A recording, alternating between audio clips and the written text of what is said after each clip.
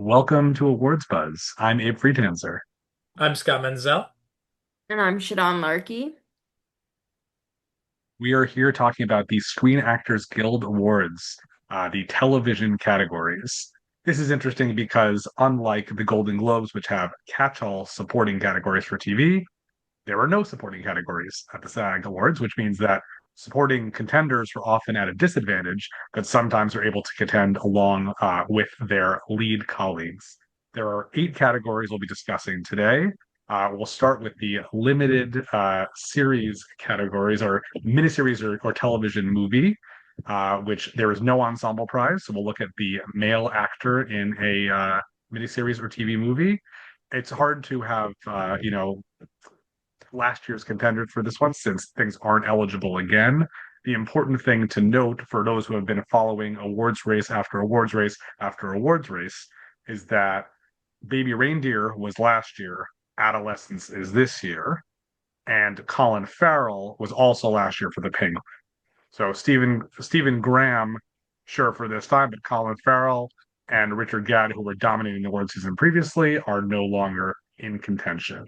Shadan, do you want to start us off with some musings on this category? See, you always find something geeky for me to say so you can post it on. No, I don't. I'm actually gonna play it very safe. I definitely feel more confident about my film predictions than my TV ones. So for outstanding performance by a male actor in a television movie or limited series, the ones that I have are Jason Bateman for Black Rabbit on Netflix, Owen Cooper for Adolescence on Netflix, Stephen Graham, Adolescence, and then I'm going Matthew Reese for The Beast and Me, also on Netflix. And then my alternate is Charlie Hunnam for the new season of Monster, which is also on Netflix. So, so it's the Netflix awards. I Yeah. mean, listen, I think we all kind of agree, like Owen Cooper and Stephen Graham are, two that have been dominating the conversation, and this is the final hurrah for the show. So those two, I think, are sure bets in my book for me. Um, I don't know. Like, I know a lot of people always keep saying Brian Tyree Henry for Dope Thief, but that show has sort of been like kind of hit or miss, depending on where you go and where you look at it. So I don't know if it has that much power still this late in the game. I know Charlie has been getting a lot of buzz for the Monster the limited series. So I'm gonna go Charlie. I'm actually gonna say Paul Giamatti in spirit of Siri not being here, because I do think he's a very beloved actor and everybody does like Black Mirror. And then I'm gonna agree with you and say Jason Bateman for my fifth choice. I'm a little more up in the air. Yes, Stephen Graham. I suppose it would be irresponsible to predict Owen Cooper to miss, but I do wonder with the supporting cast classification.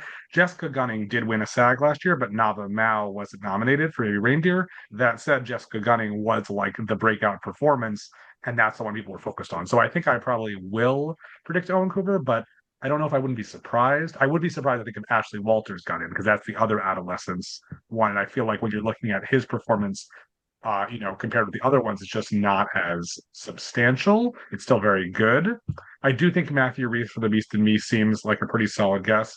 I would put in Charlie Hunnam for Monster. I'm big on Death by Lightning. I don't know that sort of been that did well Critics' Choice, completely ignored by Golden Globes. Um, Paul Giamatti again a question mark, and Black Rabbit I'm not sure what to do with. I do think Jason Bateman is a good bet because he always did very well for Ozark at the SAG Awards. So I think I would have put Jason Bateman, but um, Jude Law is the one who got nominated for the Golden Globe. And so I don't know exactly what to make of that. I'm not sure. Black Rabbit seemed like a slam dunk, before all these precursors. Then now it really doesn't seem as strong. So if Jason Bateman can't get it at SAC, he can't get it anywhere. That was always his big thing. Yeah, So I would let's. I would have to agree with that. I mean, I think that's why I said Jason Bateman. This is not his first SAG Awards, and he's been there before. And I just think that there's a lot of repetition with SAG, and I wouldn't be surprised if he ends up in that fifth lot. Also, I'm just gonna put this out there early in this episode, which is that ever since the SAG after merger, like people always forget we have like newscasters and radio DJs, like those kinds of people also voting, and that's like the crowd that loves the Jason Bateman type of actor. So like if we were talking traditional SAG awards, just the actors, yeah, somebody like Jude Law, or even maybe like a Paul Giamatti would be more of a lock, but like I just think when you factor in the larger voting body now that's going to bode well for a Jason Bateman. On the female actress in a miniseries or TV movie, that one's a little more interesting to me. I feel like Sarah Snook has been doing pretty consistently well for all her faults. Michelle Williams dying for sex, even if that has not overperformed the way maybe it should. Robin Wright for The Girlfriend, I didn't expect that to get as much as it did, but she's also quite a big, big name.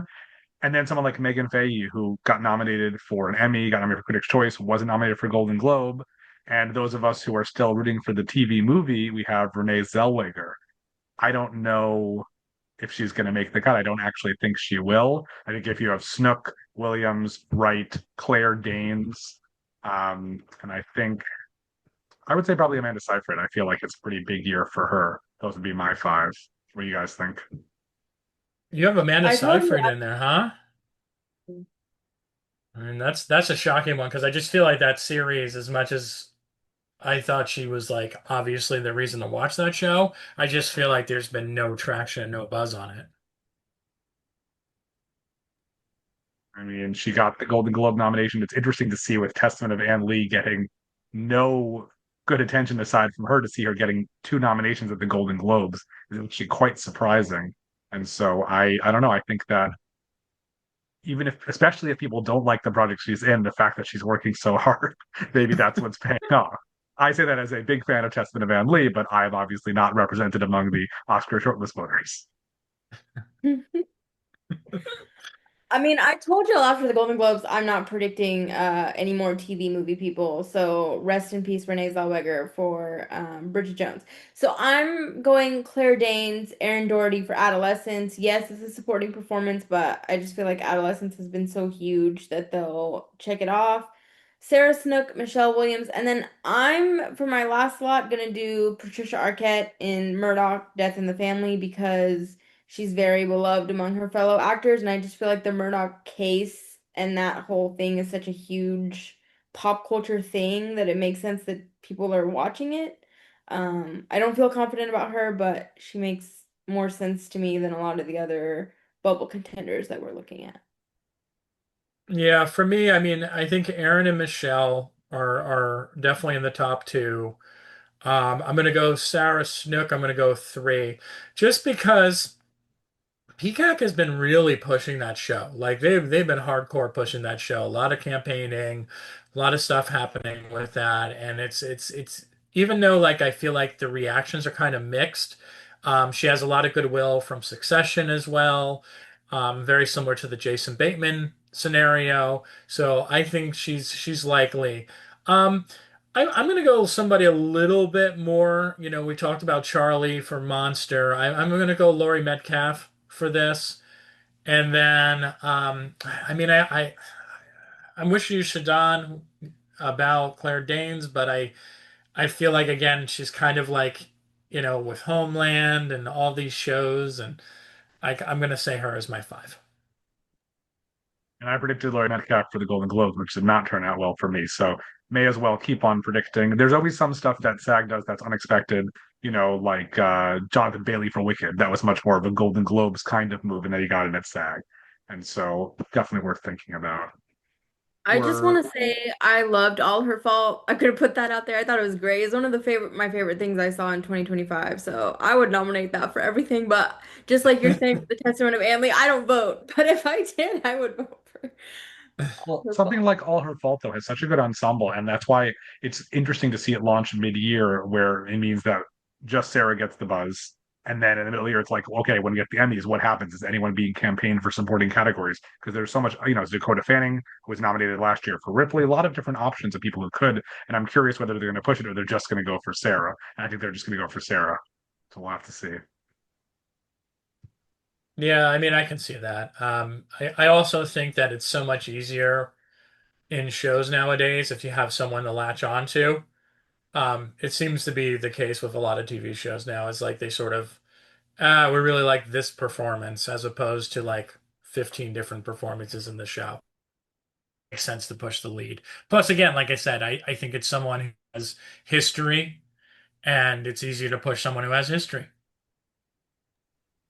Well, moving on to our drama series categories, I want to make some interesting notes about the Best Actor race, which is that last year we had, I'd say actually three surprising nominees. We had Hiroyuki Sanada from Shogun and Gary Oldman from Slow Horses, but we also had Tadanobu Asano from Shogun, which was a bit of a surprise because he obviously is not a household name in the US and it is a supporting performance.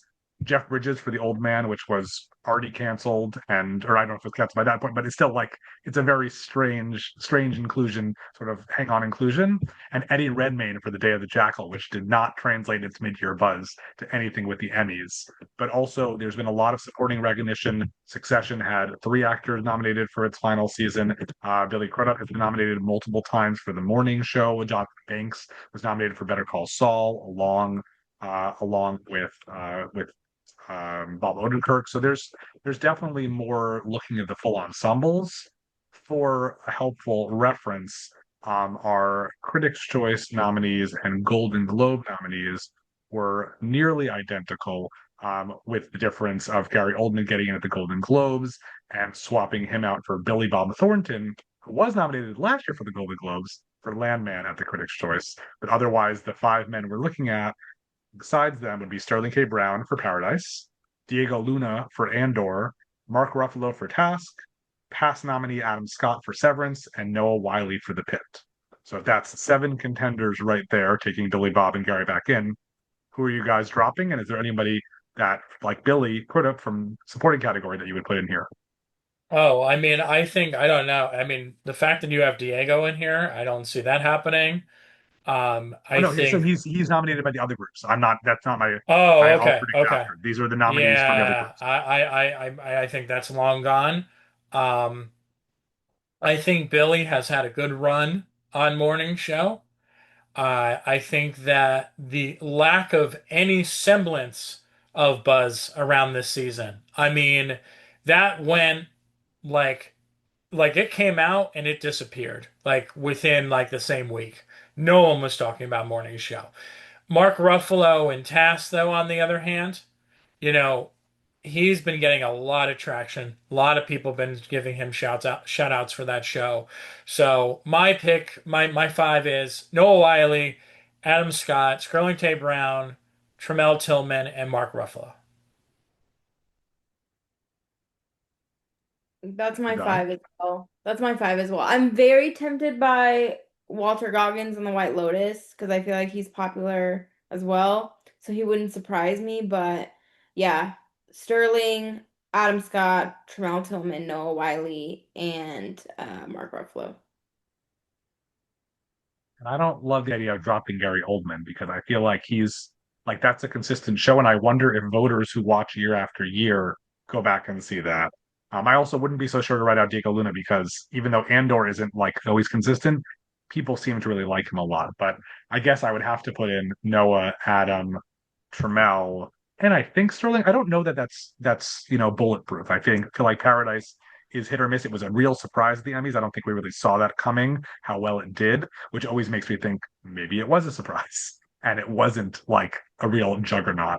I still think I'd like to predict him, but for the I don't know. I'm torn here. I'm torn here. I think Mark Ruffalo is probably a good choice, but I think I'm going to take him out and put Gary Oldman instead, especially because I didn't even realize when we had our TV conversation, Task was not nominated for the Golden Globe for Best TV Series Drama. That's a pretty big miss for that show. Also, Poor Things, both supporting actors, including Mark Ruffalo, were snubbed at the SAG Awards a couple years ago. So I don't think that means they have a problem with him. I think they just may underestimate his talents, and choose someone like Gary Oldman who's walking around in, broken socks, ripped socks instead. I feel like that's the performance they're looking for. Yeah, Sterling is interesting too because I underestimated him at the Globes. And so I was like, I'm just not going to do that again. I feel like if Sterling is eligible, I'm going to predict him. And then I feel like with Paradise, like the second season trailer, whatever, got really good reaction. So he feels safe. I think yeah, probably Mark Ruffalo is it's probably that's the smart call, but I'm gonna go with my heart on that one. But I think you're gonna end up being right. So you may have been wrong about the hunting wives, Abe, but you might be onto something here. We'll see. I've suggested don't take my predictions at face value. Listen to what I say. The analysis is more Yeah. valuable than the predictions because my actual choices are probably wrong, but I probably said something at some point that could have been close to right. Our our actors conversation is a little bit more competitive just in terms of returning nominees. Last year we had Allison Janney for The Diplomat along with Kerry Russell, which was interesting because she did not translate that to Emmy, glory. Kathy Bates for Matlock, who maybe will be back again? Question mark. Bella Ramsey from Last of Us from the last time she was eligible. Jennifer Aniston, The Morning Show, last time that was eligible. Reese Witherspoon was previously nominated. Elizabeth Moss was previously nominated for Handmaid's Tale. So, I'm not there in terms of the Golden Globes giving us some new contenders. We of course have Ray Seahorn from Pluribus, Britt Lauer, who was eligible, was not nominated for the first season. Um, and then from the Critics' Choice, Carrie Coon from The Gilded Age, who is certainly a possibility. However, the interesting thing here is she is also eligible for The White Lotus. And so that is a question I think which I'd love to hear from you, Shadan. What's happening with The White Lotus in this category? Are we going to get a bunch of nominees or there's no room for anybody? Well, I have Carrie Coon in for the White Lotus, but now I'm questioning if she's gonna split her own vote. I just feel like actors really love her. I've said this before, like she's such a proponent of physical media and she's constantly talking about what like she's such a supporter of the industry that I feel like her cohorts are gonna vote for her. But there is definitely a possibility that she's gonna split her own vote. I also think I have Parker Posey in as well because she's just worked with everybody. She's been around. Her character sort of became the standout, sort of iconic, the at this age I'm not meant to be living an uncomfortable life has been like embroidered on 1,000 pillows in suburban households. So I feel pretty good about her. I'm putting Rhea Seehorn in. I think Pluribus, sort of speaking of the morning show kind of petering, I think Pluribus sort of took all of that buzz. Mhm. And I also have Britt Lower for Severance. I don't know what to do with the last slot because I mean Netflix is such a big thing with SAG now, so like Carrie Russell could get in for the Diplomat, Kathy Bates could come back, Catherine Lanasa could get in for the Pit. Like there's a lot of contenders for that last position, and I'm not really sure where to go. I mean, I think it's hard to really say. Um, because you're right. I mean, Netflix has really, I mean, we just talked about two categories with limited series where they're pretty much dominating in there. And it would be hard to believe that they wouldn't get in here, but I just don't know what I would say would get in here. That's the problem. Is there any chance for Jean Lockman for Severance? I'm still so annoyed that she didn't get any recognition for this season, and I feel like Severance feels like so long in the past, but anybody like coming right off that season, that should have gotten so much attention for her. Because I feel like Allison Janney could also repeat here for the Diplomat. So we could have Carrie, Allison, Ray, Britt, and Kathy Bates. Does that feel Are you Mm, possible? predicting Carrie Russell, Abe? Hmm? Are you predicting Carrie Russell? I don't see any reason not to. I think I would argue, as you might also, that Diplomat season three is the best the show has done so far, and I feel like she's certainly having fun, and they've liked her in the past. I mean, yeah, I don't know. I mean, she was nominated for season one when the show didn't do all that well, and so I don't see a reason why she wouldn't be back now. I think Allison Janney is more of a stretch, but I'm tempted to go with those five. I think Bella Ramsey for The Last of Us is a little bit weaker, just because the show, even if you loved it, no one's going to say season two is as good as season one.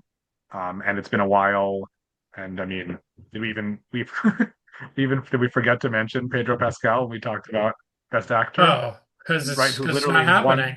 He literally won 2 years ago. Like we didn't even mention him because it's just such a non-thought. But maybe he will be. Who knows? It's hard to know what people think. He's busy. He's doing a lot of good stuff these days. But I think people are pissed enough about his character's arc in the show that I'm not really sure. But that should tell us something, right? That we didn't, no one noticed that we forgot to talk about previous winner Pedro Pascal. Oh yeah. I mean, Pedro Pascal, that show, I mean, not to get into the news, but like the fact that that other actor left the show now is not a good sign for where that show's heading. So I'm not surprised at all. I mean, I remember you and me, Abe, like going back to this. Remember, you were like, "Oh, Caitlyn's definitely gonna win for it," and I was like, "She's not," and she didn't. Funny you should say that because I was going to say, what if Caitlin Dever got nominated here for The Last of Us? Especially because I think she's supposed to have a bigger role in the next season. I don't. It just that's the interesting thing about it. I mean, only five nominees means it really is a lot tighter, a lot Yeah. more competitive, and so I admit I feel very unprepared. I don't feel like I have any idea what's going to happen with these drama categories. I feel like it's really just sort of a gamble, especially after the Day of the Jackal doing so well last year. We just don't know, what's going to be the case. It looks like we actually had six nominees last year for Best Ensemble in a Drama Series. Bridgerton, The Day of the Jackal. Sorry, just five nominees. I'm already in wrong. Bridgerton, The Day of the Jackal, The Diplomat, Slow Horses, and Shogun. And so that means we have The Diplomat and Slow Horses, which could both come. But if you're talking about like prestige television, I don't think anyone's arguing that either of those are like the big, big things. Going back 2 years ago, The Morning Show, Last of Us, and Gilded Age were all nominated. The year before that, Severance and White Lotus were nominated. These are all their most recent seasons. Squid Game was nominated for season one. Handmaid's Tale was nominated a bunch of times before that. So there definitely are a lot of different contenders. Also, Stranger Things was nominated a while ago, but it hasn't been for a while. So I don't know if Stranger Things is something we should really take into account. That said, they were beloved back in the day. Task feels like a great choice here, but I don't think it's going to get nominated. Similarly, Pluribus, which is one of the top new shows, probably also wouldn't get nominated. That said, we've seen years where there's been like two-person ensembles that have gotten nominated. Um, so it certainly is a possibility, including The Last of Um, Us, which had a two-person ensemble. yes. So, I mean, this is where I think Light White Lotus will show up, right? I think we're all kind of in agree, if it shows up anywhere, it's going to show up here, Hmm. because Makes sense. like, it's that whole show is based on like all the interactions of the characters.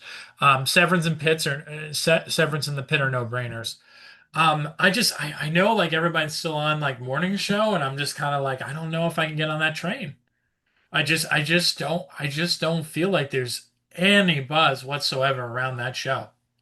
Well, when you look at the Critics' Choice, they chose right Nicole Bahari and Greta Lee, and I think Karen Pitman's the Yeah, other but one I might single I out mean, from there's season. politics involved in that. I mean, no one wants to talk about it, but like they did a whole press day like dedicated to Apple shows. So like that stuff, like when you're going against people, like that, those things matter to people.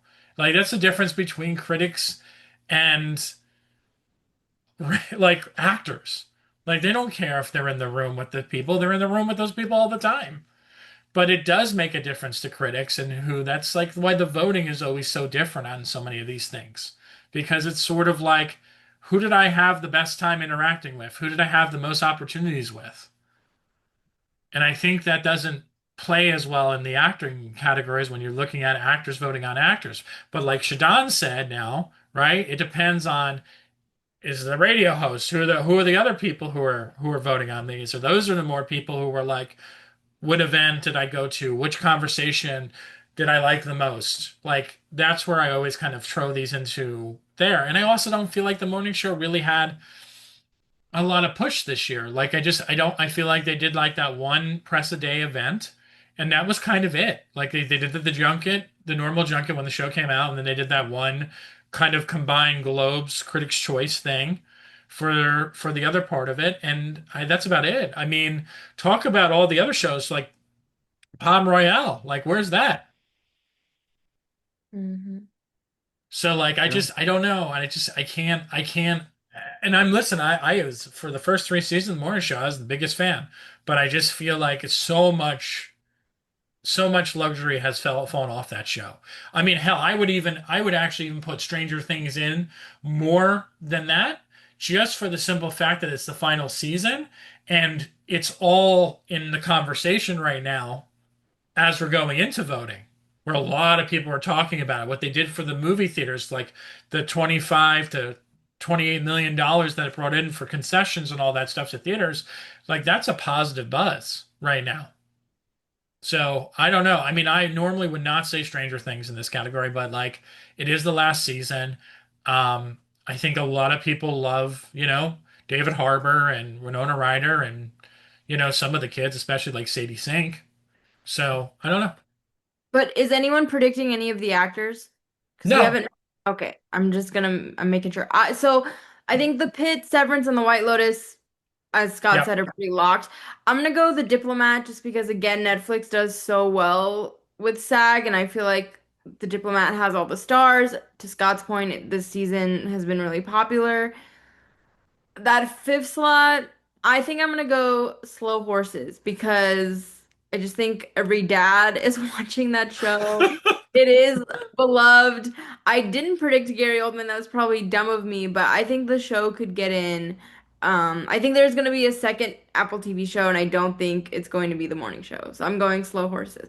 But to your point about Critics' Choice, I will say Nicole Bahari and Greta Lee are the best performances left on that show, so I was happy to see them recognized. But yeah, I think that show, watch me eat my hat here, but I think the morning show is, done. And I think Yeah. it's gonna be Slow Horses instead. I would Yeah. also I mean, add Marion Cotillard was also very good in this season, I would say, a morning show. I do think that there are sometimes SAG especially is something that it's very big holdout, like Grace and Frankie they were recognizing well. You have Alec Baldwin, they gave him 7 consecutive trophies. Like they're not while Golden Globes used to be the like, here's a fresh thing, and the next year we don't even pretend you don't exist. SAG has often stayed with things longer. They stayed with Boardwalk Empire longer than Emmy did, that kind of stuff. And so that makes me think that perhaps they won't be so quick to move on. That's what I would say. I actually agree with your five, Shadan, but I would put Andor as my alternate, which I Mm. know Scott disagrees entirely. That's why he's zooming in on something right above his eye by accident with his camera because he's so quizzical about it. But I do think that Andor is something where you say you like Diego, but there's also a lot of good stars in the ensemble. And honestly, the ensembles that we recognize should be the ones whose names we don't know everybody. Like the Mm. Pit, there you could fill all most of the best actor and definitely all the best actors categories with just people from that show. And I feel like that's what we should be doing more. And so if you're like, oh, the diplomat's great, who plays that? Like I don't care about the stars, like who plays all the supporting roles. Those are the ensembles, not like the Bella Ramsey and Pedro Pascal two total, or the year that Key and Peele were nominated when it was literally Key and Peele. That's the ensemble. well, the other thing that I want to add real quick to the pit, talk about a perfect release timing for this. Because you Mm. know that they sent out those episodes already. You know that they're out there. People have them, and people are watching them. And from what I hear so far, I know it's under embargo. I heard it's just as good as the first. So, That's exciting. I heard I've been Um, watching it, but that's all I'll say. you distracted me, Scott. You I'm distracted me. sorry. I'm sorry. My I'm love sorry. of it. No, Abe, I was gonna ask you since you're kind of the stats guy here, because you mentioned SAG likes to stick with people, but have you noticed that with the newer voting body? Because I feel like in recent years we've been seeing more turnover. Because all those shows you mentioned are like older shows. I feel like now they're more willing to dump somebody, which we can They talk about hung when on we get to into Handmaid's comedy. Tale for a while. They hung on to Ozark for a while. Mm. Um, it's definitely a good question, but yeah, I don't know. It's so hard with shows taking off so many seasons in between. I also feel like you're talking about something like The Morning Show and The Gilded Age, which both I think got in and did very well in very weak Emmy years. And then so like when they're not as weak, it's like, okay, what happens now? And so I still go back to like the year that the Emmys, like the Kaminsky method got in over the great. Like there were just some strange things that happen sometimes. And it really just depends on release. And that's why doing comparing Golden Globes and SAGs and Critics' Choice to Emmys is always strange because you have different face-offs. Well, let's use that as a jumping off to transition into comedy because the big question mark in the comedy category to me is like what to do about the bear. Because like I don't know. I mean, SAG has not forgotten the bear. SAG is very big on the bear. So I don't think that they'll necessarily abandon it. I think that Liza Colin-Zayas has officially, half the point of being nominated again because when she won the Emmy a season early, and then she was nominated, for the next season. I don't think that she's in anymore. But if you're telling me you're watching The Bear, and even if you don't like The Bear, you can't really fault the performances. If you're going to call them comedy back then they should still be comedy now. Like nothing has changed about the quality and the caliber of those two lead performances. They're just as good as they ever were, especially in my mind. And so even if I don't think that they're funny, and I never laugh at them because it's harrowing and heartbreaking and miserable, I still think that they're pretty safe. I think the really important thing with comedy is that last year caught us completely off guard when Martin Short and Only the Murders in the Building won awards. Because even though I think I would argue, and Scott would also argue, I don't know, Shadan, how you feel, season four was probably the best season overall of Only Murders in the Building. We wouldn't say that about season five. No, But no. Only Murders in the Building is a rare gem that has been on every single year and hasn't taken a year off. That said, the same is true for some of these other shows. But like Only Murders, that is a big production that they get going every year. And so I don't actually think we'll see a lot of turnover. I think that Shrinking is not eligible this year. And so we just swap in Jason, swap not Jason, swap in Seth Rogen for Harrison Ford and swap in the studio for Shrinking. Best actor last year was Martin Short, Adam Brody, Ted Danson, Jeremy Allen White, and Harrison Ford is not eligible. The year before that, we also had Evan Moss Backrack, and before that, Steve Martin was previously nominated as well, so he's still a contender on a show, but he was not nominated last year. You're right. I think this is kind of like a womp womp, kind of nothing exciting about this category because I agree with you. Seth Rogen is definitely the front runner to win this. The studio's beloved. It's fresh. I agree with everything you said about The Bear, honestly. Like, I don't know who's watching that show anymore, but Me. you. Oh, Yeah. And I do still you? really enjoy it. So Do you? Oh, okay. Well, that's good. Listen, FX is very happy. Send Shadan some swag. yeah, She needs send me some. some swag. I'll happily take it. But yeah, I think you're right. The only question that I have here is, does Studio really get in for two, or do they put Steve Martin back in there? Because with Only Murders winning last year, doesn't it seem weird that Steve would be left out? Well, it's also easier for him to win without competition. That's part of it too. We Yeah, also that's Golden true. Globes put in Glenn Powell for Chad Powers over Ted Danson for Man on the Inside. So he's working hard. He's doing a lot of stuff. Maybe it's not so serious or impressive, but I don't know.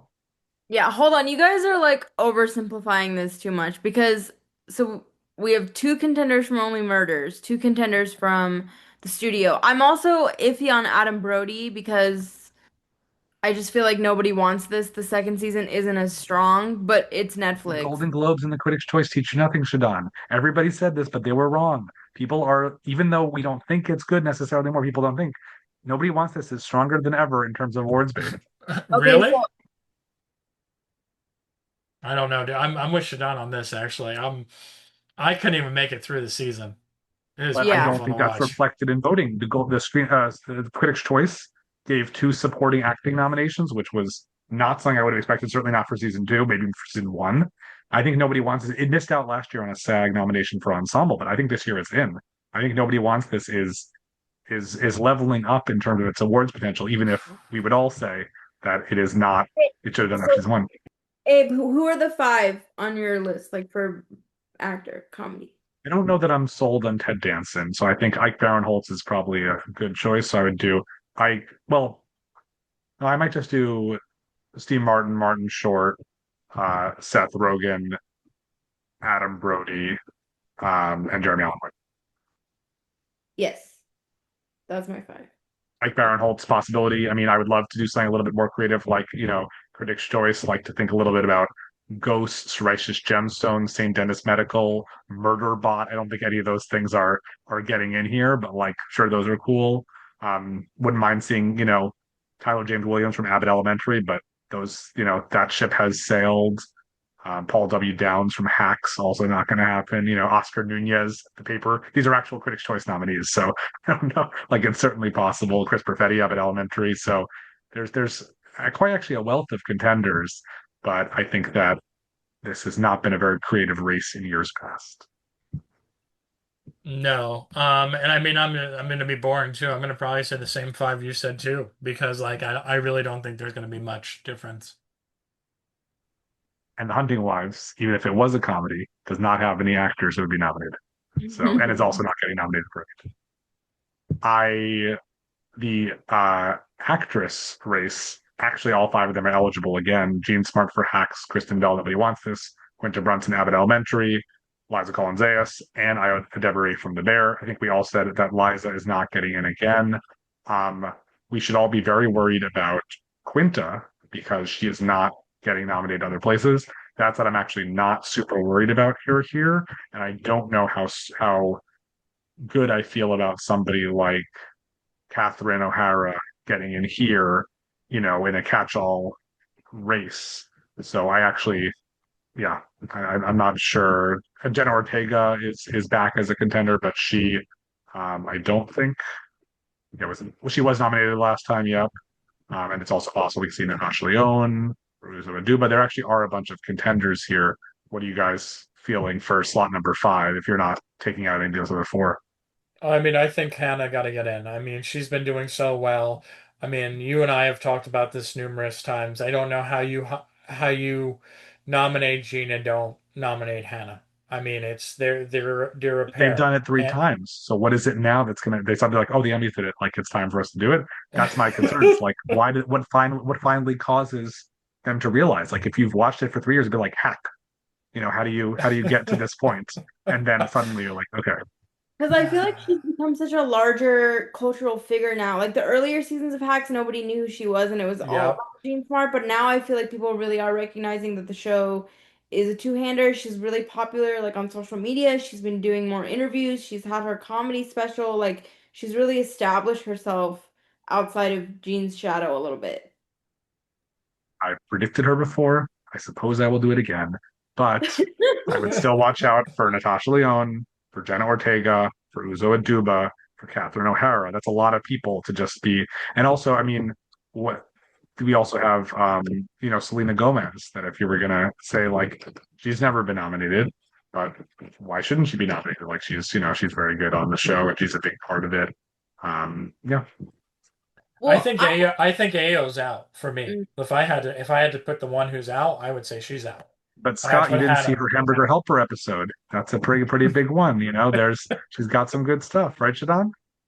Well, I actually also, I mean, she does have good stuff because, again, I do love that show, but I also took her out as well. My thing is Catherine O'Hara because I love the studio. I never really understood, like, I feel like she has nothing to do, and the fact that she's been nominated is interesting to me. So I'm like very tempted to go with Jenna Ortega because I think people underestimate how popular that show is among like a certain generation. So again, if you're like a newscaster or whatever, like I guarantee you your kids are watching it.